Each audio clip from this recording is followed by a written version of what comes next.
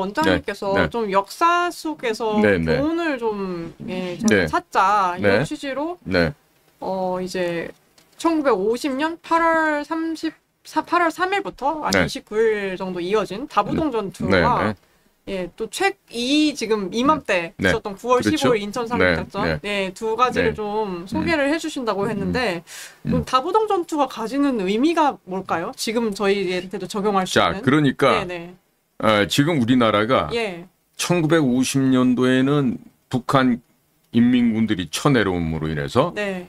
낙동강 전선에까지 몰렸어요. 예. 경기도, 충청도, 강원도, 전라도 다 뺏기고 이제 경상도 지역만 낙동강 라인을 갖다가 방어선을 그것만 남고 북쪽으로는 안강, 포항, 경주 이쪽만 선을 짓고 안강, 포항 쪽에서도 전투가 심하게 있었습니다. 자, 그러니까 곧 이제 넘어가기 직전이에요.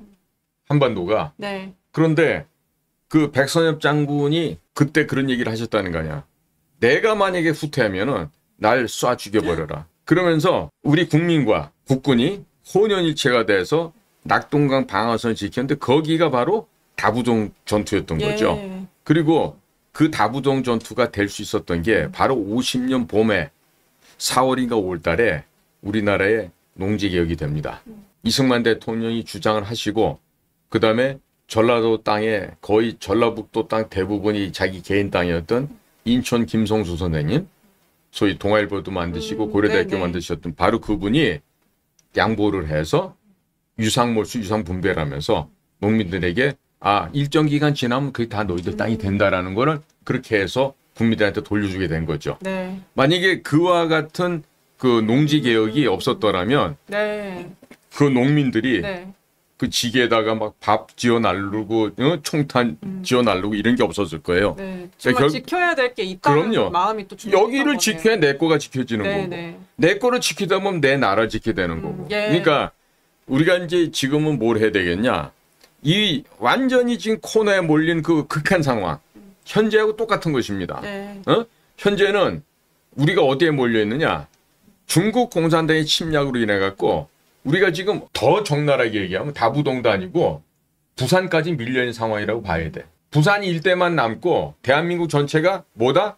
중국 공산당의 침략으로 인해서 다 오염되어 있다. 중국이 만들어서 퍼뜨리는 펜타닐, 그다음에 북한에서 제조해서 중국 경에서 들어오는 필로폰, 그다음에 또 뭐 저쪽에 뭐 말레이시아, 또 콜롬비아, 남미에서부터 건너 들어오는 헤로인, 코카인. 네.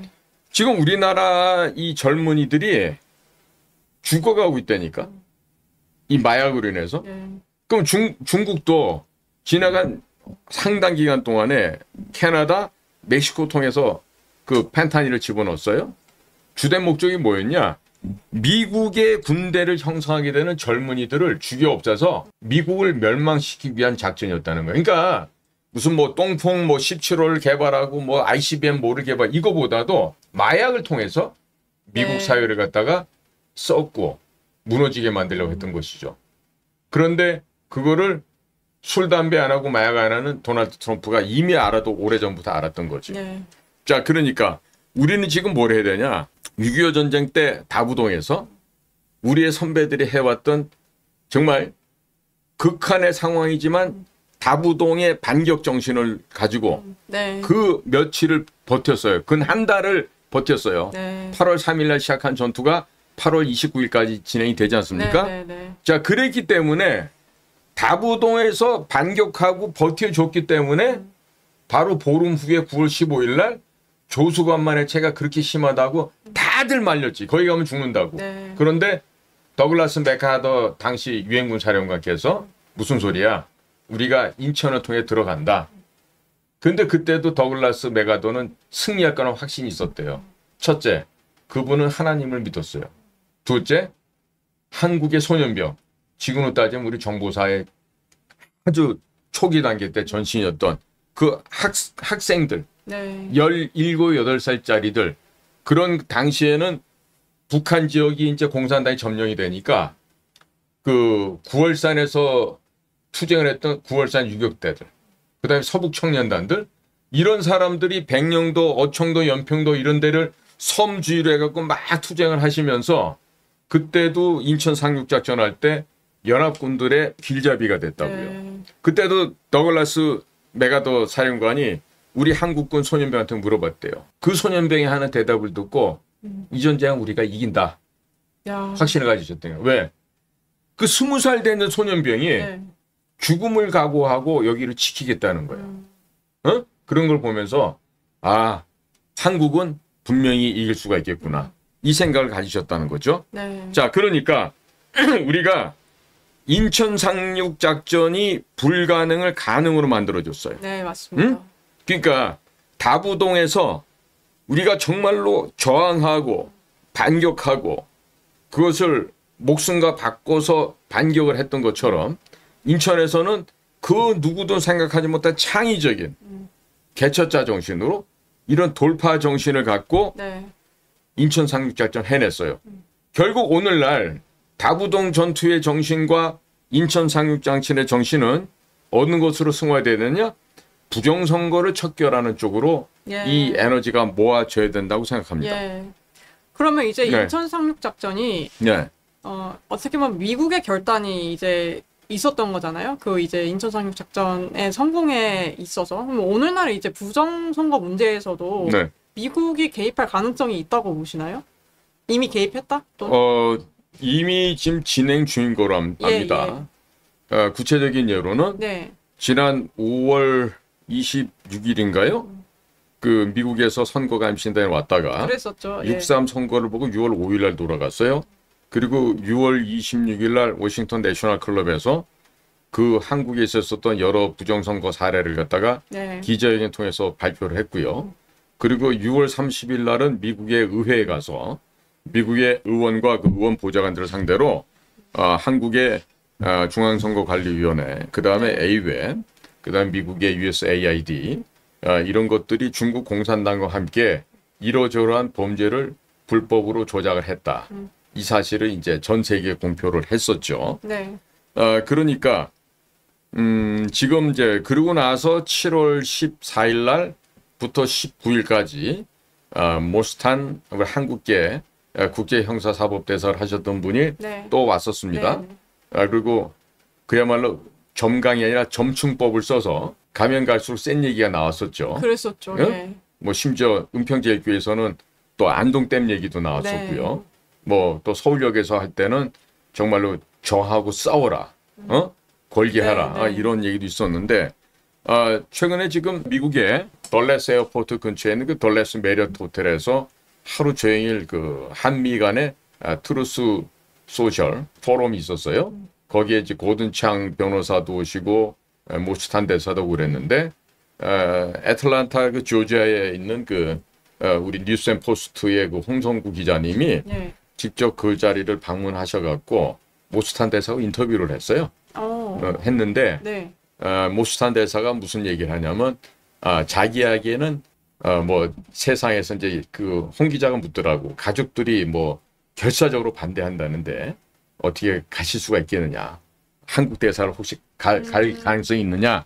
그런 질문에 대해서는 자기 가족들 중에는 반대하는 가족이 없고 그 다음에 나에게는 어떤 그 사명감을 갖고 갈 그런 willingness, 의지가 있다라는 얘기를 하셨어요. 네. 그리고 대사 같은 직책은 어디까지나 대통령께서 임명하는 자리이기 때문에 모든 것은 대통령의 임명권자인 대통령 지시를 따를 것이고 예. 그 다음에 모스탄이 가장 두렵고 존대하는 하나님의 지령이 있으면 하나님의 명령이 있으면 자기는 언제라도 가겠다. 네. 이런 이야기를 하고 있는데 그 이야기보다도 이제 더 심각한 얘기는 좀 어떻게 들었냐면 그 뭔가가 있느냐.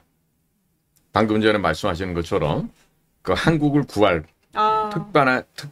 특단의 대책 네. 아니면 뭐 부정선거 같은 거를 밝히는 네. 거. 근데 지금 자기가 있습니다만 구체적인 프로세싱이나 일자는 얘기할 수 없다 그랬어요. 그러니까 이제 모스탄은 지금도 국가의 1급 비밀을 갖다 열람할 수 있는 자격이 있는 사람이거든요. 네. 그러면 그와 같은 모스탄이 혼자만의 얘기겠느냐 이거죠. 그게. 그러니까 이 얘기는 뭐냐면 모스탄이 현재 국무부 소속의 뭐 어떤 나라의 대사도 아니고 국제형사사법대사도 아니에요, 지금은. 그렇지만은 이분 주위에 보면은 저 미국 우선정책연구소 그 아메리카 퍼스트 팔리시 인스티튜트라고 하는 네. ASPI라고 하는 그 조직원이 있어요. AFPI 그 연구소에는요, 바로 트럼프의 오른팔 역할을 하는 프레드 플라이츠라고 부소장인데, 네. 그 사람도 CIA 출신이고 완전히 그 트럼프하고 한 팀이에요. 그 다음에 이제 덴마크 대사였던 칼라 센즈라고 하는 그 여성분도 계시고, 그런데 이제 그런 그 미국 우선 정책을, 그러니까 아메리카 퍼스트를 갖다 주장하는 데죠, 거기가. 그러면 그런 사람들만 있는 게 아니에요. 일기 트럼프 내각에서 백악관의 수석 전략가 역할을 했던 스티브 배넌도 외곽에서 브라이트바트라는 신문과 함께 워룸이라고 하는 그 동영상을 찍어서 네. 계속 얘기를 하거든요. 그러니까 그 스티브 배너는 트럼프 대통령의 이 귀, 눈 이런 역할을 하는 사람이고, 그다음에 고든 창 변호사 박사님 같은 경우는 트럼프의 입 역할을 하는 거거든. 네. 그러니까 이쪽에서는 뭐 국무부가 있어서 뭐 법무부가 있어서 대변인들이 얘기를 하지만 이분들은 바깥에서 외곽에서 직접적인 대통령의 정책을 지지하고 또 대통령에게 어떻게 보면 외압을 가하는 그런 역할을 하는 거죠. 예를 들면 이런 게예요. 로라 루머라는 여성이 있어요. 30대 초반인데 네. 저기 찰리 코크랑 비슷한 역할이죠. 이 로라 루머는 여성이지만 굉장한 그 정말 어마어마한 에너지를 갖고 있는 여성이에요. 그 미국의 똥별들 한 7, 8명을 한꺼번에 날리는데 결정적인 기여도 했고, 근데 지난 4월 4일 날 우리 저 재판 받던 날, 그날 윤석열 대통령 탄핵을 인용하던 바로 그날인데, 네. 네. 트럼프 대통령은 아마도 윤석열 대통령의 결과가 기각 내지는 각하로 나오는 걸 알고 있었답니다. 그랬는데 막상 한국에서 탄핵을 인용한다, 따라서 파면을 하겠다 이러고 나오니까 그거를 주로 담당했던 NSA 쪽에다 불호령을 내린 거죠. 그랬더니 그날 로라 루머가 이제 뭐라 그러냐면, 대통령님 저것들 아무래도 국가에 대한 로열티, 충성심이 없어요. 교체시켜버려야 돼요. 그래갖고 윤석열 대통령 헌재에서 그런 불법으로 탄핵 인용하고 나서 몇 시간 안 지났는데 워싱턴에서 바로 로라 루머 얘기에 근거해서 NSA 국장, 부국장 모가지를 그날로 날려버렸다고. 네. 근데 이런 로라 루머도 이 모스탄하고 같은 그룹이에요. 그러니까 고든 창, 프레드 플라이츠, 그 다음에 스티브 예이츠라고 저 헤리티지 파운데이션에 있죠. 네. 그 다음에 스티브 배넌이 있죠. 그 다음에 또 우리 한국계 타라오 박사님도 있죠. 그 다음에 한국에 왔었던 사람 중에 존 밀슨 이미 국무부 부차관보로 들어가 있죠. 그랜트 뉴션 이번 주말에 또 다른 그 한미 포럼에 또 등장합니다. 네. 그러니까 지금 보면은 이 외곽에서요, 거기에다가 일기 때 국가안보 보장을 했던 마이크 플린 장군이 있어요. 그 국방부 내에 있는, 지금 전쟁부로 바뀌었지만 당시 국방부 내에 있는 DIA 국방정보국 국장을 3스타로 했던 분인데, 이분도 지금 러시아 스캔들에 말려갖고서 두세 달 하고서 쫓겨났었단 네. 말이에요. 그러니까 이런 분들이 지금 다 포진해 있는 거예요.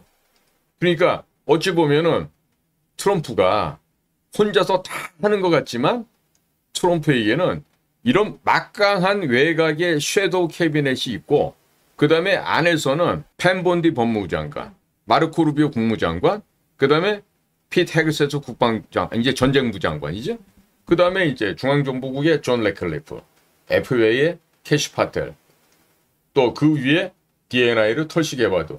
정말 이런, 정말 비교를 하면은 사자, 호랭이, 독수리, 막 퓨마, 설표 막 이런 용맹스럽고 충성 분자들이 대통령을 에워싸고서 각하 이거는 이렇게 나가야 됩니다 하고 앞서주는 거야. 거기다 또 JFK 주니어가 있으면서 지금 백신 때려잡고 대형 제약사 때려잡고 미국의 뭐 국립 뭐 보건센터 다 때려잡고 있잖아요.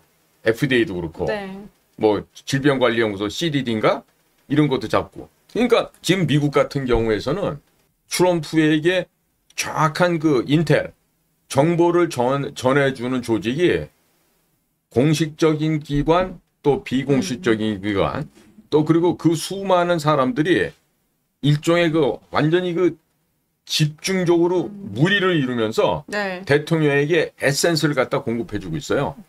그러니 트럼프가 나이가 많아도 그 정말 에센스가 되는 정보만 받아보고 있으니까 정확한 지금 판단을 내리고 이번에도 보세요. 어제 보니까 영국 가서 그 윈저성에서 정말 호화로운 대접을 받고 네네. 그러고 있던데 그 얼마 전에 그 똑같은 거 해준 분 있잖아. 윤석열이라고. 아, 영국 갔을 때. 그럼 아. 그러니까 윤석열 대통령한테 해줬던 네네. 그런 국빈 만찬, 국빈 의전, 황금마차 타고 네. 들어가는 거 이거를 트럼프가 대통령이 해보고 이번에. 이렇게 연설하니까 내 일생의 최대 날인데 한 번 더 했으면 좋겠는데 하면서 이게 마지막일 거란 생각이 든다 그러면서 아. 그러니까 그 트럼프도 네. 영국 가가지고 어떻게 보면 미국의 근본이 되는 나라 아닙니까 네. 저희가 저 주류의 나라에 가가지고 황금마차 타고 저렇게 해서 찰스 국왕 만나라고 하면서 멋지네요. 정말로 최고의 의전을 받았거든. 네. 만약에 윤석열 대통령 갔을 땐 저런 거 해줬지만 만약에 리짜임이 간다 그러면 저거 하겠어요? 아예 부르지도 않지. 응? 아, 저기 저렇게 있네. 그럼